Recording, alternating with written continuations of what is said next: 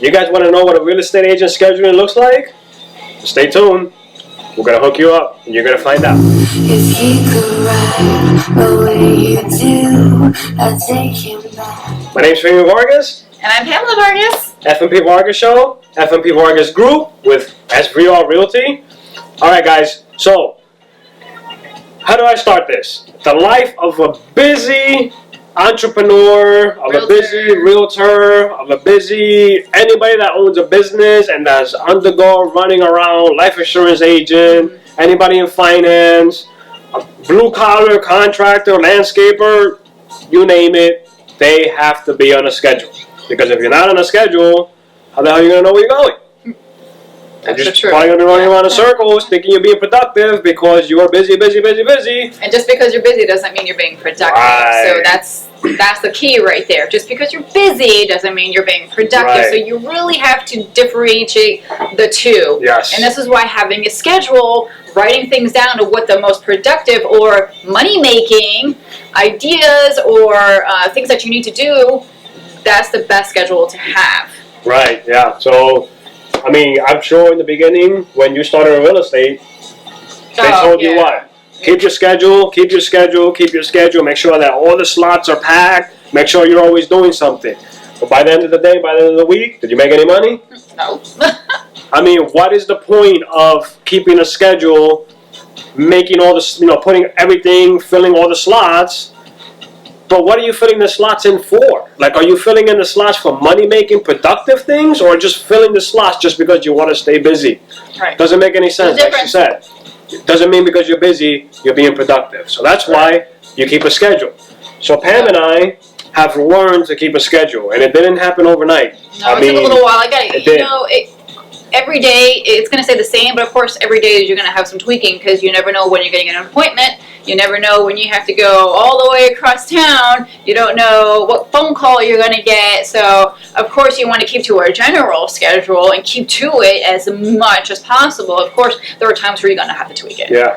So the schedule we have is right here. This is what we go by. I can tell you that Fabian gets up at 4 o'clock in the morning. I'm usually up at 4:30, 4:45 in the morning. We exercise first. We read. We journal. We write down things that we want to do for the day, so that way we can get, feel like we're going to accomplish something. Of course. And that's not on our schedule because that is set in stone. That's like we don't need to put it on our schedule because that is like Like Eric Thomas says, he doesn't need an alarm clock because his passion wakes him up. That's just like us. Our passion is we keep ourselves healthy, we keep ourselves educated, we are big on personal development, we are big on motivation, on massive action. Right. So I don't need to put on my schedule that I need to be up at 4 in the morning because I know I'm going to be up at 4 in the morning. My body's already accustomed to being up at 4 in the morning, and I have a daily routine every morning. 4 o'clock I'm awake, hit the shower, brush my teeth, put the coffee pot on. By the time I'm doing the coffee pot, I'm eating a little bit of a breakfast. Coffee comes on, I fill up my cup, and there I go, it's time to read. I open up my book. By that time, Pam's already done with her yoga. She's already going to the shower. So by when she gets into the shower, I have some peace because Aurora, of course, our 9-year-old, she's still sleeping. She doesn't get up to school till 6:30 or 6:37, depending on how late she went to bed the night before. But that gives me my hour of just hitting my book. Whatever book at that time I'm reading, that is what I will do for the hour. Then by the time Pam comes out, if she comes out of the shower early enough, she'll read a little bit. And at 6 o'clock, we are on Cardone University. Cardone University, we do at least half an hour of it a day, 6 o'clock, every single day. Cardone University for 30 minutes. And if most of you don't know what Cardone University is, excellent platform. I actually have a video explaining it a few months back. I can put in the link if you want, or just comment. I'll give you the link. I'm not going to go into that. That is a whole entire different segment. But yeah, from 6 o'clock to 6:30, we are on Cardone U every day. And by then, now it's time to get Aurora up and then start the whole, Aurora thing, getting her ready. Then we got ourselves ready and all that stuff. And then take her to school. And then once we take her to school, about 9 o'clock, that's when we hit our day, which is where we're coming in here now. So now, this schedule is going to pertain to real estate. Because everybody's going to have their different schedules pertaining to what space you're in and what business you try to grow or what business you're already in. This is a real estate related schedule. Pam is hard on this. I try to be more out in the field. I try to get business because I'm going to the commercial side. So her schedule is based on the residential side of real estate. Right. So she's going to explain to you everything. So she's the one that's hitting and running. And then, of course, I'm probably going to chime in there and smack her around a few times or something like that. Smack you around a couple times. All right. So my schedule usually consists this way. 10 to 12, I'm either home or most likely I'm at a coffee shop. Do I need to get like a little pointer thing so I could be your I don't want to say it because it's a family show, your BI. Right? Maybe. Roland, you got a pointer? Where's your pointer? Go find your pointer. Go find your that pink and white pointer. Yeah, go find your pointer so I can hold my depending on where I am, sometimes I'll stop at a coffee shop. Right? And I'll do my phone calls, and I will call either FSBOs, expireds, Facebook leads, what we call Z-Buyer, which are leads for sellers and buyers. So 2 hours at least 2 hours a day of just phone calls, straight hitting those phones. What's that Wheel of Fortune lady? Vanna White. Vanna White, yeah, my Vanna White. Is that how am I doing that right? Oh, there's the pointer. Yeah, I'll get it. You can stay with it. You're in pajamas. Okay, here we go. Yes. Expires or, FSBOs or a little bit of both. Then I usually take lunch between 12 and 12:30.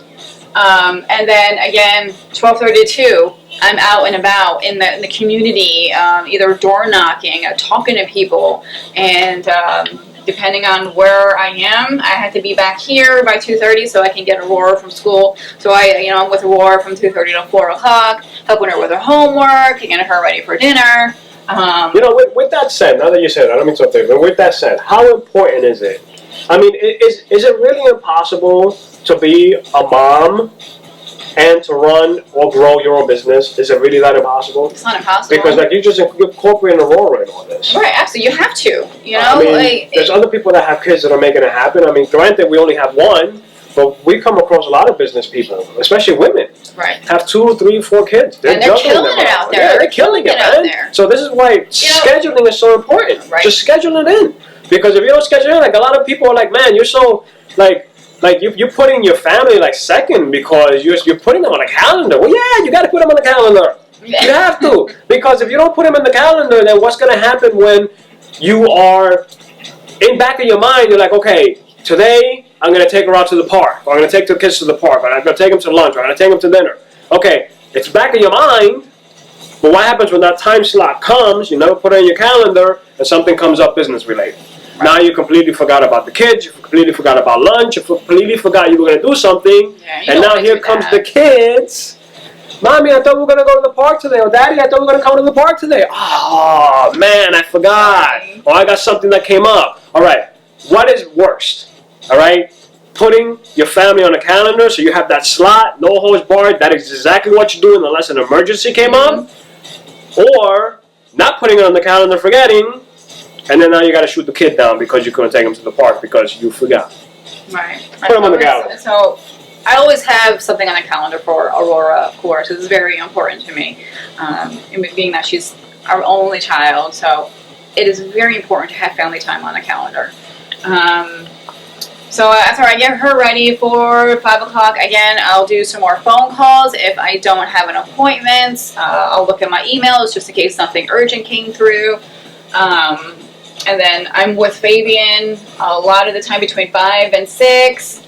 And then from there I am. Yep, right there. I was like, well, hi, man. Right there. Okay, I see me. Yeah, that's right there. So I gotta make sure my name. I have to schedule in husband time, so he gets an hour. So what does husband time include? Because that's early. Aurora's still awake. I mean, is that really husband time? Because, I talk about my day, talk about your day. Because Fabian time, man, is after hours, kids are sleeping, and we're getting in. Really? That's husband time. Okay, well, that's a different show. Just putting it out there. Yeah, so from 6 to 9, more appointments, social media. That's what he does. He does a lot of social media. He does all the marketing, so that's him. And then again, follow up with emails, any other phone calls I need to follow up with as well. If I have maybe I want to go walk a property. If I have nothing scheduled in between there, I'll go ahead and do that. Because it's very important, especially in real estate, to get to know what properties or value of properties on each side of the county. Like, so if being over here in Orange Park is completely different from being over there in St. John's. So it's really good to know what a 3-bedroom, 2-bath value over here, than a 3-2 over, what we call across the bridge over in Mandarin. 2 different things. So it's really good to know what the market is on every county that you can know about. So that's what our Monday through Friday looks like. Saturdays and Sundays, of course, appointments, more phone calls. Oh, by the way, if you guys are wondering when I work out, most likely it's after 9 o'clock. That's why it's not on there. Just putting it out there, man. You know what I'm saying? People ask if I work out. Okay. Just saying. Good to know. Right. Moving on. Okay, yes, moving on. So Saturday, I definitely like to walk more properties that day. Of course, if I have any appointments, get out to do some networking with other realtors as well. Sundays, strictly for videos. We do a video once a week, so Sundays, that's our dedicated day for video. Of course, social media, more appointments, and more walking properties.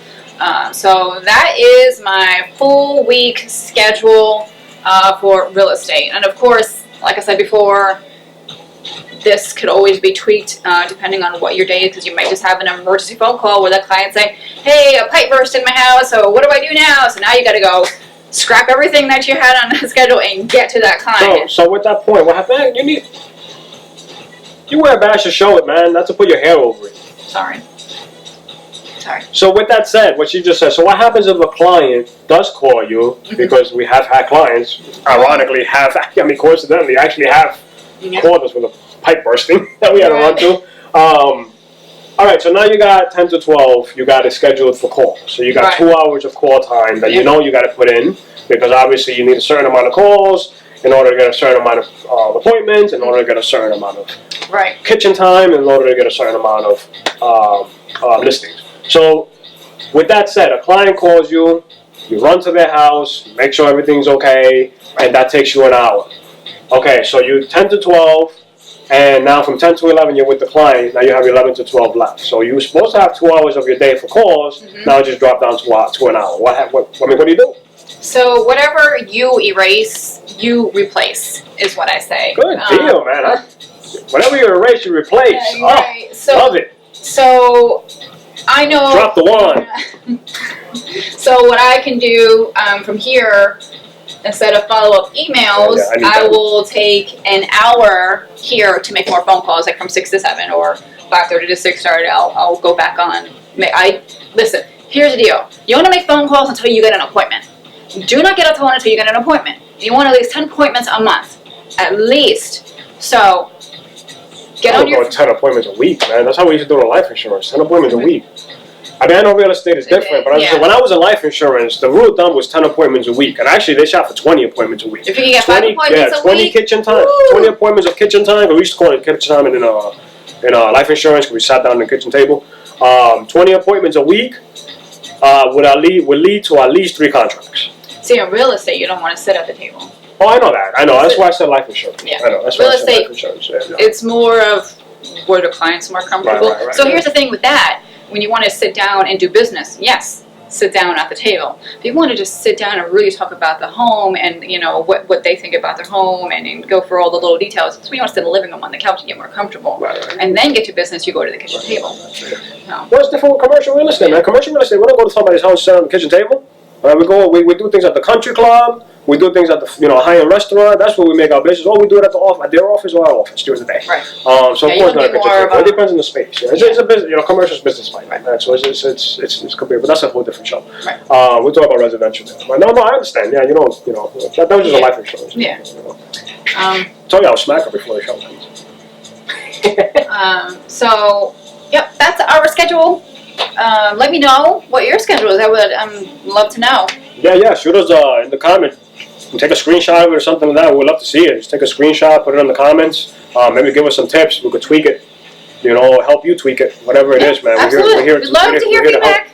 Yeah, we're here to help, and of course we want the same thing from you guys, because obviously we're no experts. Because if we were experts, we'll have big ass freaking mansion and a freaking Lambo and hundreds. You know what I'm saying? Do that again? Hold on, I gotta do it right. Alright, man. That's our scheduling show. Yes. I hope you guys gained something out of it. If I not, hope comment so. below. Do it over here, man. FP Vargas show. Fabian and Pam. Mwah. FP Vargas Group, that's Real Realty. You guys know where to find us. Until next time. Bye. You could ride the way you do. I take him back to my place. I know none of you could act more like a